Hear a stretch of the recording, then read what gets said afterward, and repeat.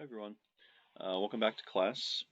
I thought I would start off today with a review of a topic that we looked at before we left for break, and that's second order homogeneous linear constant coefficient differential equations.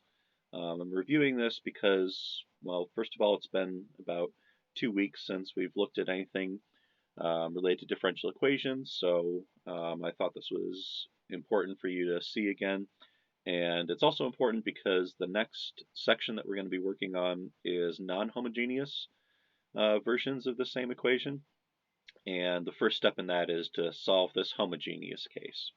So the first step that we did was we assumed that y is equal to e to the lambda t, that I had that form. Once we plug in y prime, and y double prime, we end up with a form that looks like this. Where C doesn't have any lambda out in front there. And from here, we're just solving a simple algebra problem. So we get, right, lambda equals, and then we can have up to 2 solutions here. The result of lambda can have 3 different kind of categories of solutions. One outcome is that lambda can have 2 real solutions.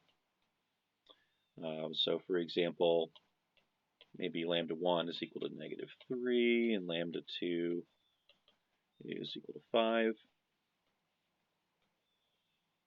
In this case,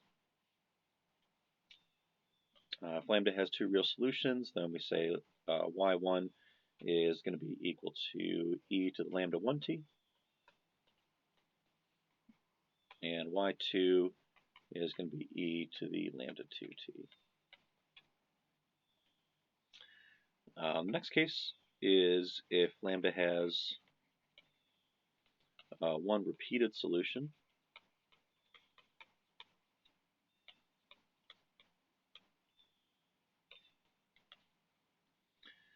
So maybe lambda, you'll sometimes see it like this, 1 and 2 is equal to 7, for example.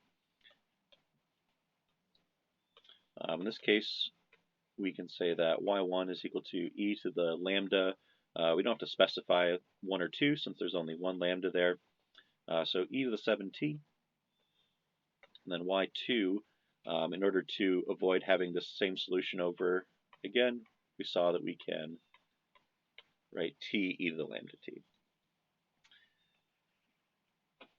Third case, well, I'll say for both of these, if we want the general solution,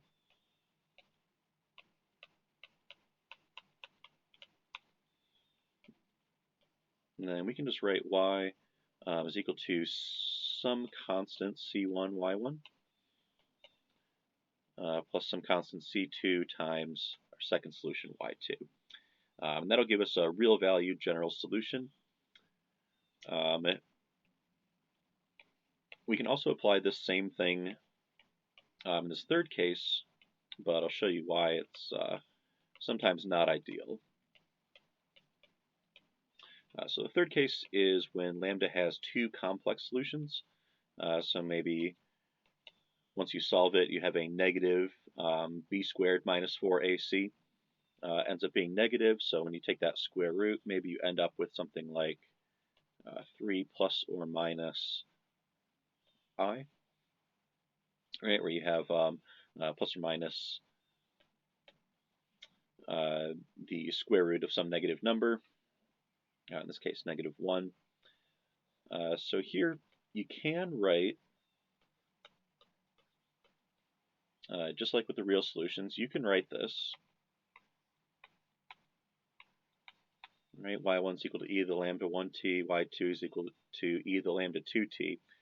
The reason you might not want to do this is in this form,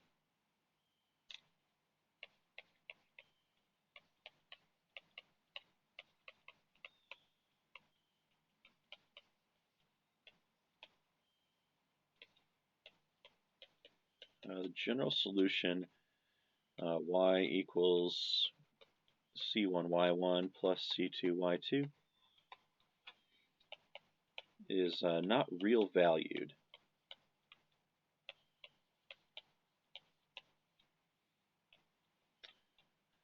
So that can be bad news for a couple of reasons, but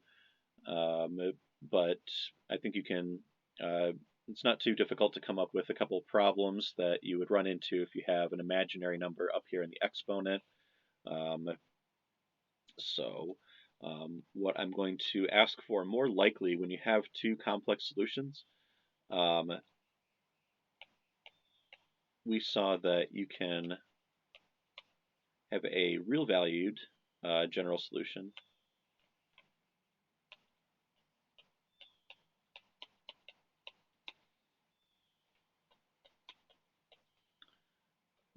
and I'm going to assume that lambda here is equal to some value alpha plus or minus beta times I. So in the example up here, we have alpha is equal to 3, and beta is just going to be equal to 1.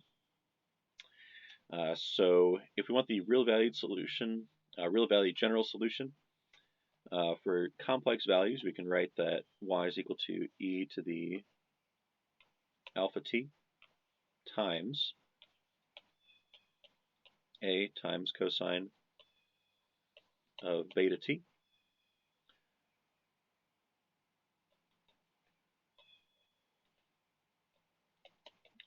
Plus some constant b times sine of beta t. And you may see in your book there's some versions of this when they're deriving this general equation or general solution where they have an I out in front of the sign. So we saw there's a proof on, I believe, page 403 of your book that shows you that we can take the real and imaginary parts of the solution and turn that into two independent real solutions. So what that means for us is, in a nutshell, we don't need that I out in front there. We can just write our general solution like this. I'm calling it real valued because, look at this, no imaginary numbers to be found anywhere in here. So this is a much more usable form, and I think this would be, for complex solutions, this would be the one you want to draw a box around. Okay, so now that you've had a little refresher on how to do these, I want to give you 3 examples to work on. And I would really like you to,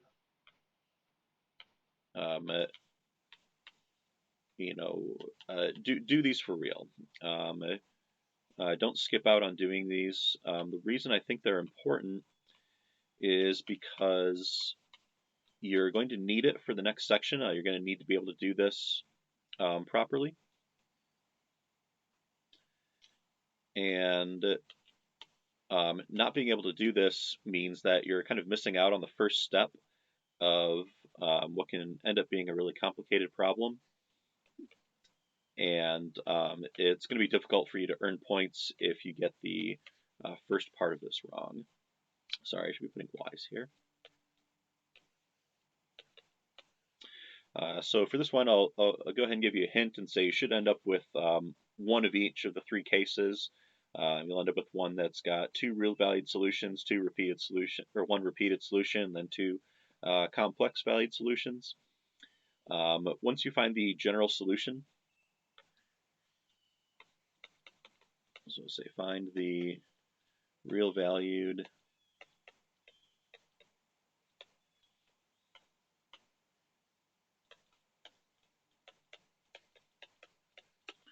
general solution. Once you can do that for these 3, then that means you're ready to move on to the next step. So I will see you in the next video when we go over the non-homogeneous case for this.